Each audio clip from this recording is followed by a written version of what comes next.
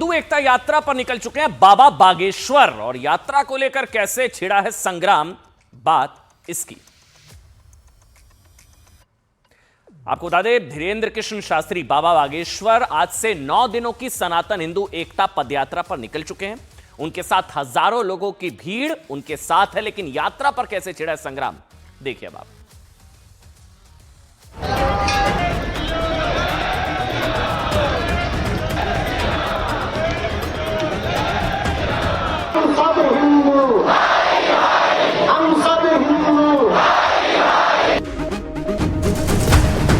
पूरे भारत को और दुनिया को हम सब हिंदू एक हैं, हम ये करके बतलाएंगे। हम तो कहेंगे बिल्कुल हटा देना चाहिए पुलिस को, 15 मिनट उन्हें दे दो, 5 मिनट हमें दे दो। हर पार्टी के लोग इस यात्रा में आ रहे हैं क्योंकि ये देश के हित के लिए है, हिंदुओं के हित के लिए है, सनातन के हित के लिए है, किसी पार्टी के वोट बैंक के लिए यात्रा नहीं है। भारत को हिंदू राष्ट्र बनाने की भीष्म प्रतिज्ञा ले चुके बाबा बागेश्वर यानी धीरेन्द्र शास्त्री जातियों में बटे हिंदुओं को एकजुट करने के लिए अपने धाम से निकल पड़े हैं। इस यात्रा की शुरुआत से एक दिन पहले ही बागेश्वर धाम में हजारों श्रद्धालु जमा हो गए। आलम यह था कि पूरे बागेश्वर धाम में कहीं भी पैर रखने की जगह नहीं बची थी।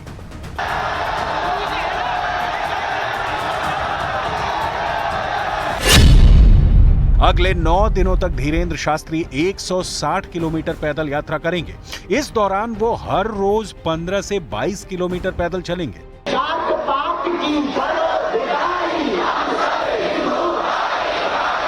दिन भर पैदल चलने के बाद धीरेन्द्र शास्त्री पहले से तय पड़ावों पर विश्राम करेंगे। इस तरह से 9 दिनों तक हिंदू समुदाय के लाखों लोगों से मिलते जुलते और उन्हें जाति के बंधनों से मुक्त कर हिंदुत्व की असीमित माला में जोड़ते हुए बाबा बागेश्वर ओरछा मंदिर की ओर बढ़ते रहेंगे। आज से शुरू हुई बाबा बागेश्वर की सनातन हिंदू एकता पदयात्रा का पहला पड़ाव कदारी है। बागेश्वर धाम से कदारी की दूरी 15 किलोमीटर है, जहां आज विश्राम के बाद कल सुबह फिर दूसरे पड़ाव की ओर निकल जाएंगे। बाबा बागेश्वर की पदयात्रा का दूसरा पड़ाव कदारी से 17 किलोमीटर दूर पेपटेक टाउन है। यहां भी रात विश्राम करने के बाद अगले दिन तीसरा पड़ाव पेपटेक टाउन से 21 किलोमीटर दूर नौगांव है, जहां रात में धीरेन्द्र शास्त्री रुकेंगे। इसी तरह चौथा पड़ाव नौगांव से 22 किलोमीटर दूर देवरी है। पांचवा पड़ाव देवरी से 22 किलोमीटर दूर मऊरानी है। छठा पड़ाव मऊरानी से 17 किलोमीटर दूर घुघसी है। सातवां पड़ाव घुघसी से 17 किलोमीटर दूर निवाड़ी है। आठवां पड़ाव निवाड़ी से 15.5 किलोमीटर दूर तिगैला है और आखिरी यानी 9वां पड़ाव तिगैला से 13.5 किलोमीटर दूर ओरछा मंदिर है। इस तरह से 9वें दिन ओरछा मंदिर पर जाकर बाबा बागेश्वर की पदयात्रा पूरी हो जाएगी।